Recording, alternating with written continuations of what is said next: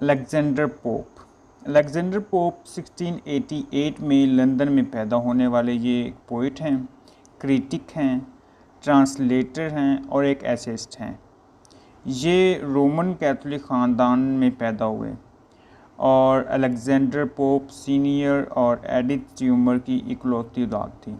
Alexander pope Augustan as के writer हैं और कहा जाता है कि ये किताबी कीड़े थे बचपन में और हर वक्त किताबों में पढ़े रहते थे। लेकिन इनके साथ एक ट्रेजिडी हुई।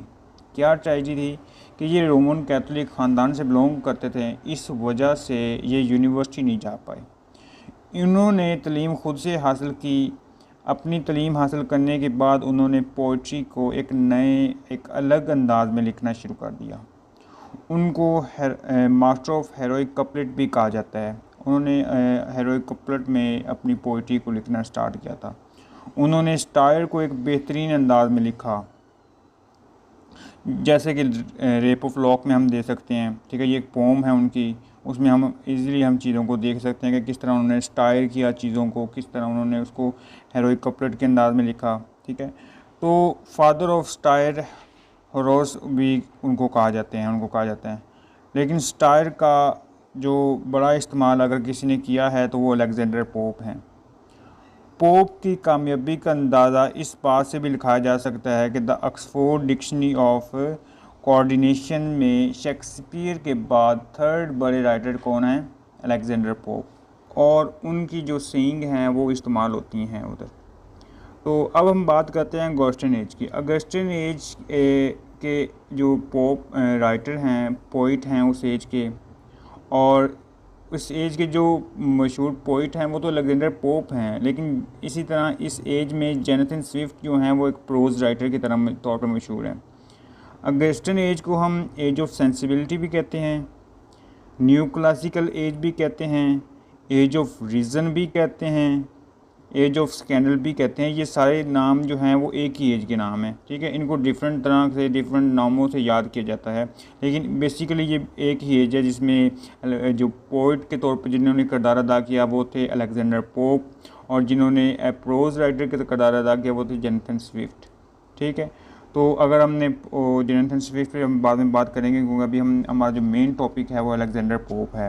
अलेक्जेंडर पोप भी अपनी सिर्फ एक पोम जो है, उन्होंने वैसे तो बहुत सारी पोम्स लिखी हैं, बहुत सारे वर्क्स लिखे हैं, लेकिन आजकल जो उनका मेन वर्क है वो है रेप ऑफ लॉक। ठीक है, जो एमए के सिलेबस में है और बीएस इंग्लिश लिटरेचर के सिलेबस में पाया जाता है। तो ये 18th सेंचुरी में आती है ये वाली एज। ठीक है, इस एज के राइटर की जो दिलचस्पी थी, ठीक है, वो किस में थी? क्लासिकल वर्क में। और वो उनका जो रुझान था, जो राइटिंग का मेन पॉइंट था, मेन थीम था, मेन मुद्दा था, वो क्लासिकल वर्क, क्लासिकल चीज़ों की तरफ था। ठीक है, ग्रीक और लैटिन में लिखे जाती थी क्लासिकल वर्क्स। ठीक है, उनकी तरफ इसका नया रुझान था। Alexander pope new classical as से बिलोंग करते थे। जो रेस्टोरेशन एज है वो 1660 से 1700 तक है। अगस्टन एज 1700 टू 1745 तक है, और एज ऑफ सेंसिबिलिटी 1745 टू 1785 तक है। तो ये एज डिफरेंट एज का जो है वो दुरानिया था कि कौन सी एज कहाँ से स्टार्ट हुई, कहाँ से ख़त्म हुई। तो पोप रेस्टोरेशन एज से पहले प्यूरिटन थे। तो प्यूरिटन में क्या था कि लोग मज़हब के बारे में लिखते थे। ठीक है, तो इस तरफ रुझान था। रेस्टोरेशन आई तो वहाँ पे एक चेंज आ गया एकदम, तो लोग मॉडर्निज़म के बारे में लिखना स्टार्ट हो गए। तो इसी तरह पोप की जो पोइट्री थी, उनका जो स्टाइल था वो भी आगे बढ़ा। तो अब हम बात करते हैं करैक्टरिस्टिक्स की। पोप की जो राइटिंग की करैक्टरिस्टिक्स थी, या उस एज की जो करैक्टरिस्टिक जो मेन पॉइंट है उसकी बात। अलेक्जेंडर की एज, ठीक है, अलेक्जेंडर पोप की एज और पोइट्री की करैक्टरिस्टिक्स को हम डिस्कस करने जा रहे हैं। तो उन्होंने मिडिल पाथ चुना। मिडिल पाथ क्या होता है कि उन्होंने अपने से पहले वाले लोगों को, जो उनके जो पहले वाला इरा था, 16th सेंचुरी का इरा था, रेस्टोरेशन पीरियड था, प्यूरिटन था, रिनेसेंस था, उन चीज़ों को, उनके जो मेन पॉइंट्स थे उनको फॉलो किया। वो किस तरह?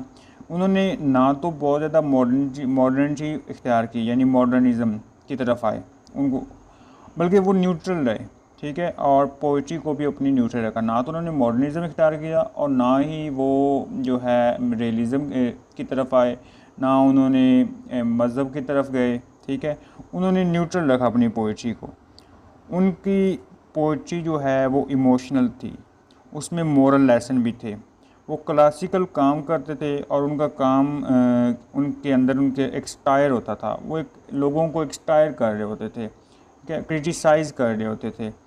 वो इंडिविजुअलिटी की निस्बत सोसाइटी को क्रिटिसाइज़ करने पे ज़्यादा तरजीह देते थे और आर्गूमेंट करते थे, क्रिटिसिज्म करते थे, पॉलिटिक्स पर करते थे, पर्सनैलिटीज़ पर करते थे। जो मेन जो पर्सनैलिटीज़ होती थी, जो मेन किरदार अदा करती थी, तो इस तरह वो अब इस चीज़ से नहीं डरते थे कि वो किसी को क्रिटिसाइज़ कर रहे हैं तो उन पे भी हो सकता है, बल्कि एक खरे इंसान की तरह जो है ना वो करते थे, उन पे पर्सनैलिटीज़ पे, पॉलिटिक्स पे क्रिटिसाइज़ करते थे, सोसाइटी को क्रिटिसाइज़ करते थे। वो अपनी पोइट्री में जो है कल्चरल सोसाइटी पर ज़्यादा फोकस किया उन्होंने, जब वो शायर करते थे और पोइट्री लिखते थे तो इस चीज़ पे। अब वो एज़ कम्पेयर टू इंडिविजुअल उनकी पोइट्री में करेक्टनेस, यानी कि वो बिल्कुल सही बात करते थे। उनकी पोइट्री में करेक्टनेस ज़्यादा थी, ठीक है, उसमें फ़िक्शन कम थी, करेक्टनेस ज़्यादा थी। और वो इंडिविजुअलिटी पे ज़्यादा फोकस नहीं करते, बनिस्बत वो कल्चरल सोसाइटी पे फोकस करते थे और उसे क्रिटिसाइज़ और स्टायर करते थे। और उस वक्त जो था क्लोज कपलेट का दौर था, प्रिसिशन था, क्लैरिटी थी और प्रोज थे। ये चीज़ें जो हैं वो लिखी जा रही थी। मतलब इस वक्त वर्स से ज़्यादा प्रोज को हक हासिल था, प्रोज ज़्यादा पसंद की जाती थी। क्यों? क्योंकि ये क्लियर था, सिंपल था, प्लेन ज़ुबान थी और ये हाईली आर्टिफिशियल और कन्वेंशनल थी, ठीक है, इस स्टाइल में था, इसलिए प्रोज को ज़्यादा पसंद करते थे। और अलेक्जेंडर पोप का काम ज़्यादा जो था वो प्रोज की में ही था, ठीक है। तो इस वजह से वो लोग प्रोज को पसंद करते थे बनिस्बत वर्स, क्योंकि प्रोज क्या था, प्रोज जो था वो क्लियर था, उसकी लैंग्वेज सिंपल थी, अंडरस्टैंडेबल थी, प्लेन थी और हाईली आर्टिफिशियल और कन्वेंशनल लोगों को समझ में आने वाली ज़ुबान थी। इस वजह से लोग प्रोज को ज़्यादा पसंद करते थे। और प्रोज जो था वो फेमस वर्क था किसका? अलेक्जेंडर पोप का।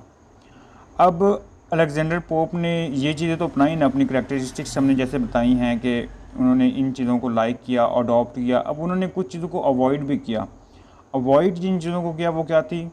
उन्होंने मिडल पाथ के हवाले से उन्होंने जो इससे पहले का जो काम था रेस्टोरेशन एज का, जो ड्राइडन ने किया, और उसी तरह की जो करैक्टरिस्टिक्स अपनाई उन्होंने फैंटेसिज़म, ठीक है, फैंटेसी, इस चीज़ को अवॉइड किया। उन्होंने रिलीजियस ज़ील जो था, जैसे जो प्यूटन करते थे, प्यूटन क्या करते थे कि वो सिर्फ मज़हब पे ही लिखते थे, ठीक है। या रेस्टोरेशन में आकर ड्राइडन ने जिस तरह मेटाफिज़िकल वर्क किए, ठीक है, इन चीज़ों को उन्होंने अवॉइड किया। उन्होंने एक न्यूट्रल पाथ रखा। उन्होंने परसेप्शन ऑफ ब्यूटी को नहीं देखा, जैसा कि रिनेसेंस ने ब्यूटी को एक्सप्लोर किया हुआ है, ठीक है। रिनेसेंस एज में रिनेसेंस एज तो रिवाइवल ऑफ लर्निंग है। उन्होंने हर चीज़ को एक्सप्लोर किया, उन्होंने आर्ट को देखा, उन्होंने ब्यूटी को देखा, उन्होंने आर्टिफिशियलिटी को देखा, तरह तरह की चीज़ों को एक्सप्लोर किया। तो इसने परसेप्शन ऑफ ब्यूटी को उस हवाले से नहीं देखा। इसने अपनी पोइट्री को न्यूट्रल रखा है। इसने पोइट्री को एक मिडिल पाथ के लेकर चलते हुए सब चीज़ों को हल्का हल्का टच किया है। उसने रिलीजियस के लिए बहुत ज़्यादा नहीं लिखा, ठीक है, रिलीजियस को भी हल्का सा टच किया। उसने जो है जिस तरह रेस्टोरेशन एज में ड्राइडन ने किया उस तरह वो वर्क भी नहीं किया। तो ये चीज़ें इसने अपनी पोइट्री में अवॉइड की और ऐसा कुछ अपनी पोइट्री में यूज़ नहीं किया है। अब उनके नोटेबल वर्क्स की अगर हम बात करें तो literary works, important literary works जो हैं, उनका main article an essay on criticism, ये पोप का सबसे मेन आर्टिकल था। ये 15 मई 1711 में पब्लिश हुआ। उन्होंने इसे अपने अर्ली कैरियर में लिखना शुरू किया और 3 साल में जो है ये हेरोइक कपलेट में लिखी हुई फॉर्म में ये पब्लिश हुआ।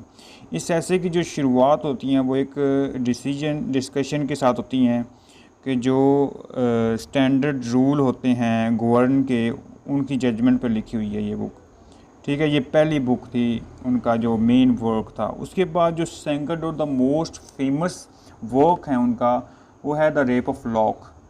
ये पोप का बेहतरीन और मोस्ट फेमस पोम है द रेप ऑफ लॉक। ये एक मोक एपिक पोइम है। इसमें डिज़ास्टर है, ठीक है, कि क्या होता है कि एक मिज़ाहिया नकल उतारी गई है एक रियल इशू पे, ठीक है, और ये पोम उस बारे में लिखी गई है। इसके 3 वर्जन थे। पहले में 2 कैंटोज़ हैं जो कि 1712 में पब्लिश हुए, फिर 5 कैंटोज़ हैं जो कि 1714 में पब्लिश हुए, और आखिर में एक क्लासिस स्पीच के नाम से एक उनका जो वर्क, यानी उनका कैंटोज टाइप था जिसका नाम क्लासिक स्पीच था, उसके नाम से पब्लिश हुआ। अब जॉन क्राइल जो कि पोप के दोस्त थे, उन्होंने ये एक स्टोरी बताई थी, इस पे बेस करती है ये वाली पोम। अब जॉन क्राइल ने क्या बताया था कि अबेला फॉर्मेट और लॉर्ड पैट्रे की कहानी बताई, कि ये एक्चुअली कहानी बताती हैं कि जो रियल कहानी थी उसमें लॉर्ड पैट्रे क्या करते हैं कि अबेला फॉर्म के क्या करते हैं, उसकी एक लट काट लेते हैं, किनकी लॉक ऑफ हेयर की एक लट जो है वो उनके हेयर की जो एक लट है उसको काट देते हैं, जिसकी वजह से 2 ख़ानदानों में अच्छी खासी जो है वो दरार आ गई, दुश्मनी आ गई, और उनमें एक झगड़ा सा बन गया था। तो इस वजह से इस पोम का नाम जो है द रेप ऑफ लॉक, इस नाम से ये पोम बनी थी। और अलेक्जेंडर पोम की ये पोम बहुत ज़्यादा फेमस पोम बनी। उसके बाद उसकी जो फेमस राइटिंग है वो है द डिनॉइट एंड मॉरल एसे। ये पोम उन्होंने गुमनाम तरीके से पब्लिश करवाई, ठीक है। वो इसकी डेट और पब्लिश डेट और रिटन डेट का एग्जैक्ट नहीं पता, लेकिन इस पोम की ऑथरशिप यानी कि ये अलेक्जेंडर पोप की ही लिखी हुई है, इसमें कोई शक नहीं। उसके बाद इनका एक ऐसे है, एन ऐसे ऑन मैन। ये एक फ़िलासफ़िकल पोम है जो कि हेरोइक कपलेट में लिखी गई है। अब जब बार बार हेरोइक कपलेट का नाम आ रहा है तो मैं आपको बता देता हूँ कि ये होता क्या है। ये बेसिकली कपलेट है। कपलेट से मुराद एक लाइन जो कि अयम्बिक पेंटामीटर पर मुश्तमिल होती है, जिसकी राइम स्कीम होती है ए ए बी बी सी सी। मैं रिपीट कर देता हूँ, A double B double C. तो ये उसकी राइम स्कीम होती है उसके अयम्बिक पेंटामीटर की, ठीक है। अब एन ऐसे ऑन मैन, ये पोम जो है 1732 से 1734 के दरमियान पब्लिश हुई। उसके बाद उन्होंने जो नेक्स्ट वर्क लिखा जिसका नाम था एप्स्टल टू डॉक्टर आर्थीब्रूट, ठीक है, जो कि 1735 में पब्लिश हुई। इसमें पोप भागे भागे डॉक्टर आर्थीब्रूट के पास जाते हैं, दरवाज़ा खटखटाते हैं, और आगे से वो डॉक्टर जो हैं उनके बारे में कहते हैं। उनकी ओपनिंग लाइन्स क्या हैं, शट द डोर गुड्स, ठीक है। ये इस तरह की इसकी ओपनिंग्स लाइन हैं इस ऐसे की। तो ये उनका फेमस जो था वर्क था, ये भी उनका। अब हेरोइक कपलेट में लिखी गई, इसमें पोप ने क्या क्या स्टायर किया है, किसको किया है, अब टोर्स फिलिप को किया है, एडिसन को किया है, लॉर्ड हैलीफॉक्स को किया है, लॉर्ड हेनरी को किया है, ठीक है। इनको ये पोप ने इस पोम में स्टायर किया है। उन्होंने लिखा है कि वो क्या हैं, उन्होंने एडिसन को एटलस भी कहा है, और वो कहते हैं कि वो हैं तो जीनियस, ठीक है, लेकिन वो अपने जो लिटरेरी वर्ल्ड को डोमिनेट करते हैं, ठीक है। किस चीज़ से वो एडिसन को क्रिटिसाइज़ करते हुए कहते हैं कि वो दूसरे राइटर्स को देखते हुए लाइक वो किसी को क्रिटिसाइज़ क्यों नहीं करते। आजकल के दौर में वो कहते हैं कि जो राइटर्स हैं वो किसी को क्रिटिसाइज़ नहीं कर रहे।